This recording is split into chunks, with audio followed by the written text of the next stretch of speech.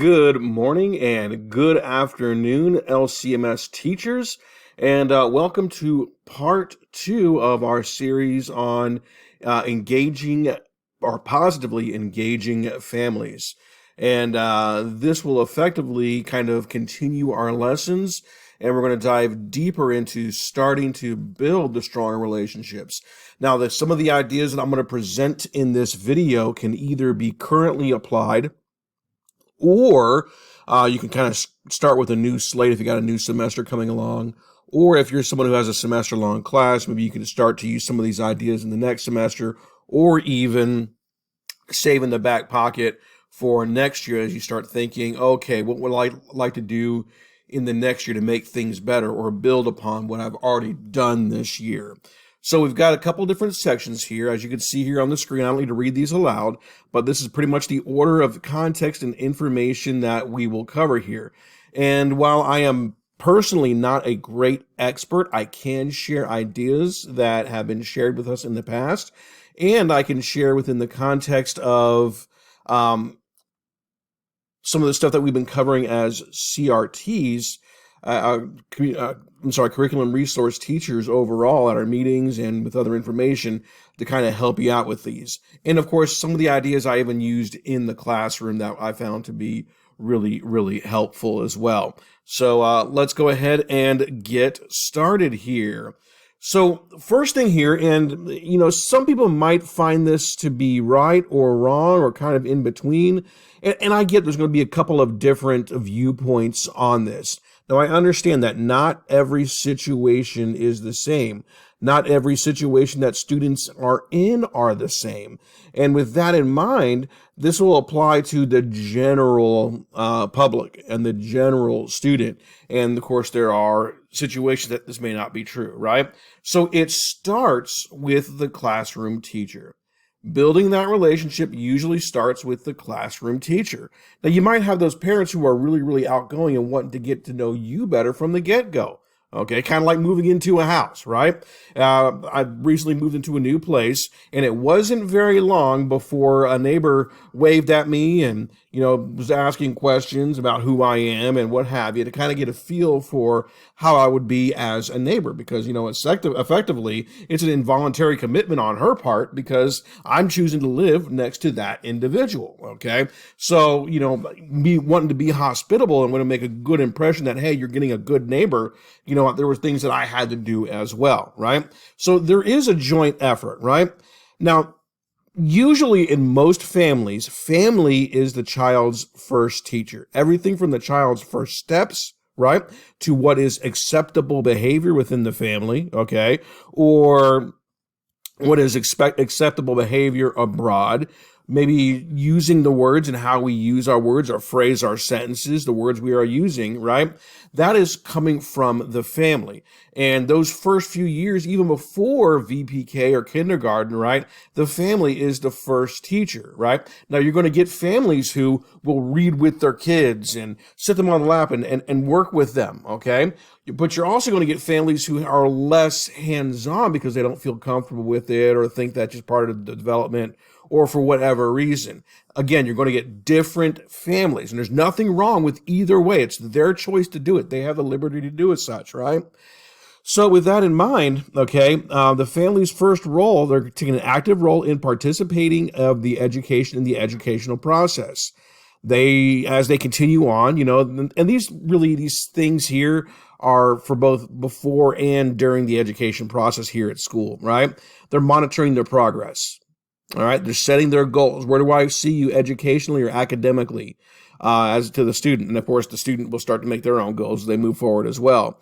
There's an opportunity there where they can extend the learning, all right? That's what we do as part of parent and family engagement is what tools can we give them to help extend the learning? But that's not limited to Title I. You guys can do that as well from the classroom, share tips and tricks and so on and so forth.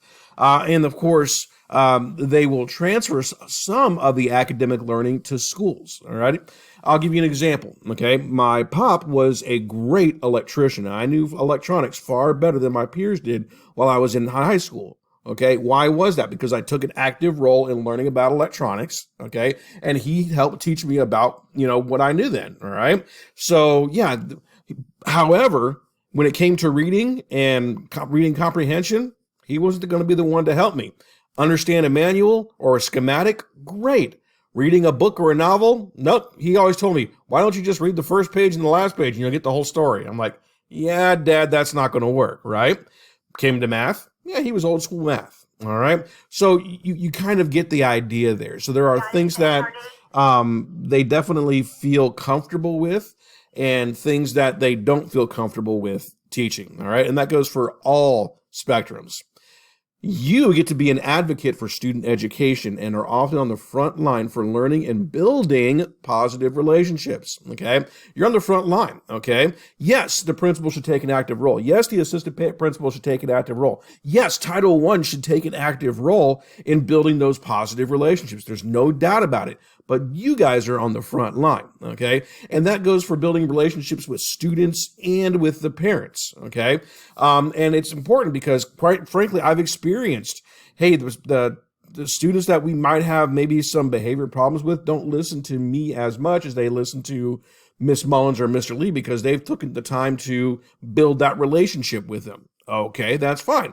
That's what they do, okay? So the idea is to work together positively as much as we can. Work together positively. Because remember, that's our primary mission, is to focus on the academic learning or academic learning growth, right? It's really, really important to start strong and stay positive. Don't focus on the negative. Start strong and stay positive. All right. I'm going to say some things here that might be difficult to implement, but there are ways to implement it in the secondary level or at the secondary level, okay? So I'll just read the bullet point here, okay? And then I think our behavior coach and our assistant principal will be like, yes, we said it there, right? First contact with parents should not, all right, notice the underline, not, right? Be about correcting behavior or for something negative that happened in class. I should probably put the word negative in there. If it's something that positive, great, call them, right? But, okay, there are plenty of opportunities for the parents to come and, well, meet us, all right? We got meet the teacher. We got open house, all right? We've got other opportunities as well. We got phones, we got text, we got email, we got Parent Square. We've got a lot of different things that we can do to reach out. And maybe if it's the first time they're hearing our voice, have they heard from us in another means? You know, personally, I used to do a letter, and I would send a letter out with each class, okay, and each student, and, you know, require that the letter is signed, that they, you know, the parent read it and brought back to me so I could at least say, hey, they acknowledged that letter. And I explained a little bit about what my goal, my vision was for the classroom, okay? Of course, that was on top of everything else that I did as well. Some of you guys do syllabi. That's great, okay? Some of you, and I say syllabi because that's, you know, just one, you know, or multiple, you know how it is. All right. It's kind of like alumnus and alumni, all right? You can do postcards, text, invitation. Now, if you're not comfortable sharing your text information, right? Parent Square. Hello, you got Parent Square. You can individually message the parents, all right? That's great. Have you sent them an invitation to say, hey, come on by, or welcome them for a conversation, or what have you? There are plenty of ways to make some sort of contact. Now, sometimes that contact is going to be two-way. In other words, between you and them, right? Sometimes it's going to be one-way where they're being advertised at, okay, or talked at. We'll talk more about that in a few minutes, right? So there's plenty of different chances. And then who was it? It was the Wong. Harry Wong had a couple of great ideas as well. First days of class, some really, really great stuff in there. Now, I get it, okay? Things don't allow, especially at the secondary level, to do things like go and knock on everybody's door and introduce yourself. That's great, okay? If you have a class of 20 people and you want to stretch that out during the summer, fantastic. You can do that, okay? But when you have 90 kids, that's a little bit more impractical, right? That's why we have to meet the teachers and what have you. Look, I get it, okay? If time allows for an initial contact, some great conversations are here. Notice how I leave these open-ended with like what or how or who, right? What can you tell me about your child? In other words, the student. That would make me a great teacher. Okay. Then sometimes parents are willing to share a whole bunch of things, some of the things you could implement, so on and so forth. And in reality, they'll probably start a conversation on what their dream teacher is like, kind of like their dream kitchen, but their dream teacher, right? You know how that goes, right? What should I know about blah, blah, blah? Okay. What is the best way and time to contact you? Those are all great ways to, get out and find additional information, right? And of course, don't forget to leave your contact information. Now, regarding contact information, if you want to hand out your personal cell phone number, great. I chose never, ever, ever, never to do that because I like to keep my business life and my separate life, my personal life separate, right? Now I have a separate phone number that I use. Not everybody can do that. Not everybody's willing to do that. That's fine. That is your choice. All right. But we do have contact information. We got voicemail. We got Parent Square. We got plenty of technology. Okay. But if you have to call for negative behavior, hopefully it's not your first contact. All right. Pretty simple there. The first time they hear from you shouldn't be a bunch of complaining and griping. Okay. Start with something positive, even if it's hard to find something positive about that child. Right. All right. So even if Johnny is a terror in class and is never where he's supposed to be and never turns his work in and always disheveled and, doesn't always take the bath, we should still find something positive about Johnny. I like Johnny's energy. If we could redirect that energy positively and focus on the learning and, redirect that learning, Johnny would be an amazing student. Okay. Something positive though. Okay. Something even more positive would be like, I really like Johnny's outgoing nature. That's going to get him far in life, and there's something we can do to compliment. Okay. But utilize good judgment. Utilize good judgment. All right. Hopefully that kind of made sense there. Now, before I made a comment about, not having all the ideas and what have you. However, I know that there are those out there who are watching this who have great experience and some great ideas about starting strong and staying positive. At any time, if you have something you would like to share and communicate that with us, let me know, and I'll be glad to share those ideas as I come across them and what have you, and share those with our group. Or you could just message out to the teachers as well at your convenience. So I'm going to encourage that kind of outreach through, for building the positive relationships. Alrighty, next slide here. Let's see here. We already kind of briefly touched on these things, but let's go ahead and dive a little bit deeper to them. But I'm going to start with this lower bullet point. Meet them where they're at. Meet them where they're at. That can be both physical and metaphorical. Okay. Example. Let's say that you're somebody who likes to attend football events and you are always in the crowd cheering on the students of your class. Okay. Well, let parents know, hey, I will be at the game Tuesday and you can find me in the student section. Alrighty, that's fantastic. That is a great way to do that because you know what, the parent or the students are going to point them out if they're in the audience, or you'll hear somebody say, "Oh, there's so and so, so on and so forth." Okay, so you can meet them where they're at physically. Of course, make it clear, hey, you're not there for a conference. You are there for, supporting, but you can do a quick introduction, so on and so forth. So you can meet them where they're at. Okay. Additionally, this can be thought of metaphorically. Okay. In other words, speaking on the level of parents. Okay. Thinking about, especially when we're communicating using, let's just say, our typical teacher language, start spitting out teacher ideas, or maybe a bunch of acronyms that they don't understand, or talk about testing as if they're fluent. Or you just want to rush through this information and data because you understand it, but the parent might be going, I don't know what this means. Okay. So, keep it casual. Okay. But put it in a language they can understand. All right. So Metaphorically meet them where they're at, and physically you can also meet them where they're at, right?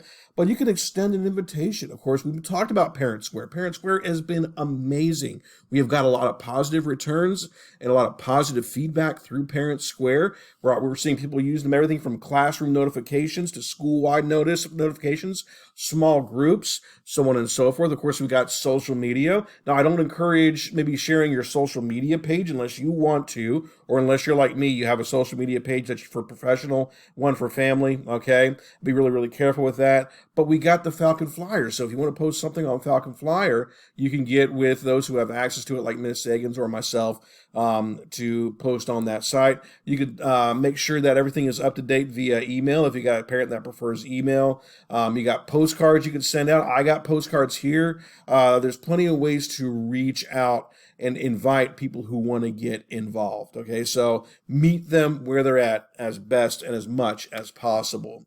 Now, when you're reaching out, understand about communication, okay? We've got to communicate effectively, and I kind of hinted at that about using the language that they understand, right? And that our parents understand, or that the average common person understands. That reminds me of something. I remember going to a doctor, and a doctor asked me if I was educated. And of course I said, well, yeah, I'm educated. And then he suddenly started spitting out a whole bunch of medical terms at me. Okay. Well, yeah, I was educated, but I wasn't educated in medicine. Okay. I was educated in other things. Okay. So with that in mind, okay, we got to understand the basics of communication. Okay. There's two-way communication and one-way communication, and how we kind of use those things, helps define, well, what we're doing in them, okay? So two-way conversations. If we're making a phone call, our objective is for it to be a two-way conversation, right? Dialogue driven. The objective getting to a single point or multiple points, right? And that could be for anything, okay? It's usually conversational, okay, using verbiage. Now, if you're leaving a voicemail message, that is no longer conversational. It is you're speaking and delivering the information. It becomes one-way communication, and that usually defers to informative, okay? Now, we also have two-way communication can be written or verbal, written via text if you're texting somebody, okay? Parents have the opportunity then and there to ask or share concerns if they would like, and so on and so forth. Now, one-way communication tends to be a little bit more informative, as I just said a few minutes ago. Usually it's written, can be verbal, especially if you got that person who just goes, uh-huh, uh-huh, uh-huh, uh-huh, right? No matter what you say, and they're going, uh-huh, okay? Usually, and if they're not interacting, okay, it's usually not, two-way, all right? Circumstances dictate the frequency in which things are updated when you're doing one-way communication. Things like websites and website updates, calendars, newsletters, so on and so forth, okay? You kind of get the idea there. Now, am I encouraging every single class to do a newsletter? No, maybe it's a department thing, or maybe it's something that you're just sending out information-wise, or even if it's not a formal newsletter in that sense, maybe it's an agenda or a calendar or something equivocal, okay? Using the technology, we are great on our use of technology here at Columbia County and at LCMS, right? Again, I said it before, Parent Square has been amazing. We got Falcon Flyer on Facebook. Now, our community is really, really unique because we have been responding a lot to Facebook, and even though that other counties and communities are using things like X, or formerly known as Twitter, and some other things to kind of communicate, TikToks or what have you, we find our greatest parent response is on Facebook for whatever reason, okay? Google Classroom has an opportunity to, you can invite parents to Google Classroom. You can have them see what's going on, right? And maybe your parents just don't know how to use it and understand it. Or you got the kid that says, oh yeah, I've done everything. I don't need to share anything or update anything or get up anything on my Google Classroom, right? If you're somebody who uses it, well, then if you got a parent who's saying their child says that, maybe inform the parents on how to check that out, right? Show them a screenshot, do a recording, do one of these screencasts, right? If you got a group of parents who are more technologically oriented, okay?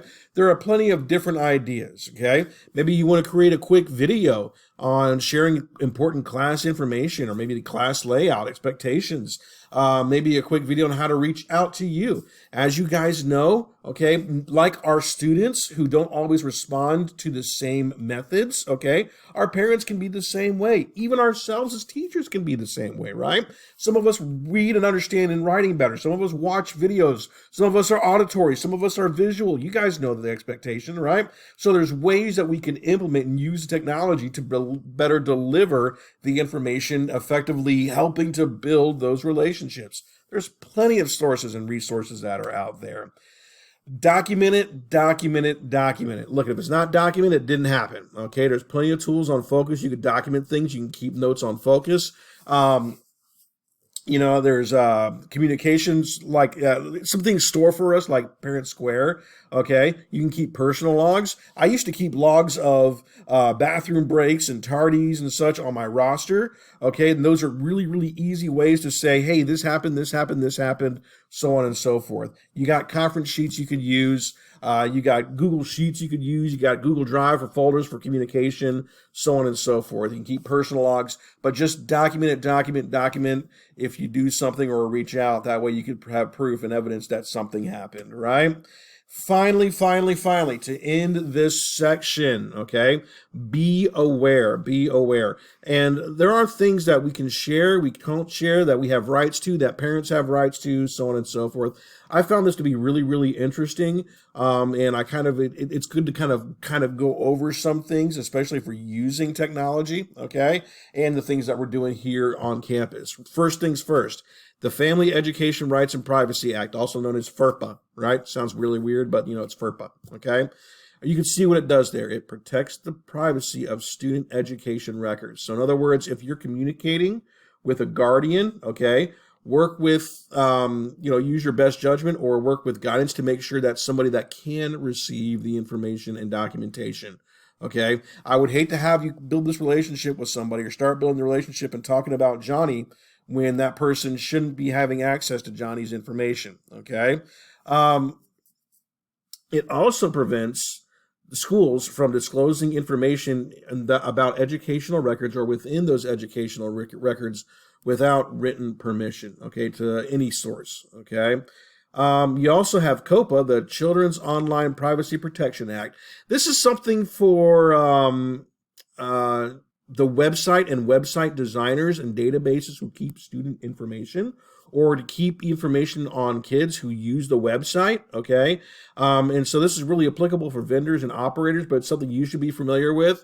And think of it like this. You go to a website, let's say Kellogg's.com, right? And it's going to ask you, are you over the age of 13 when you go to Kellogg's.com and you're looking at one of the fancy cereals there, right? And if it's under 13 years of age, there's a couple things that happen in the background, okay, that it's not tracking the information or it's keeping it private or won't release it or what have you, okay?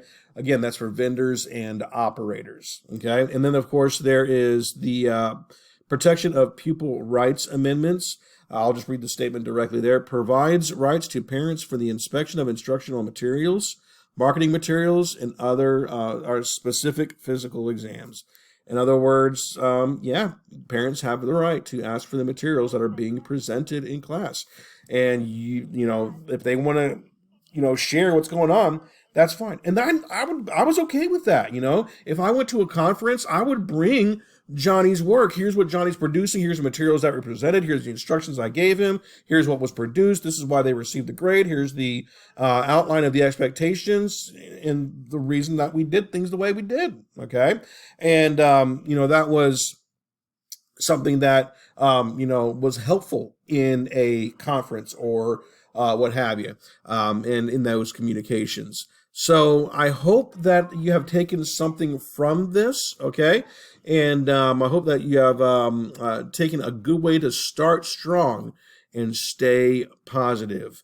And don't forget to take care of that Google form sheet. And looky there, we should be ending really close to that 25-minute mark.